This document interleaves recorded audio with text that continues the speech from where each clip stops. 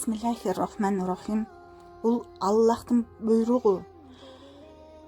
Аллах пенделеріне бір күшті қалқан түшірді. Аллах Таала айтады, астағфируллах, ей Мұхаммад саллаллаху алейхи вассалам, мен таңдың құдайынан пана тілейм.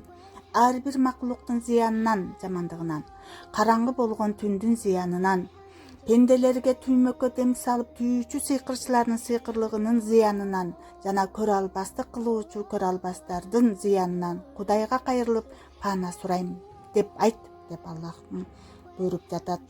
Бул Аллахтын буйругу. Иншаллах бул сүрө сизге да тынчтык, коргонуу жана нур алып келет. Аллаху акбар. Чын ыклас менен жана Аллахтан толук коргоо сурайлы. Келгиле, жүрөгүңүз менен окуйлу, сактап алыңыз. Окуп амал кылыңыз.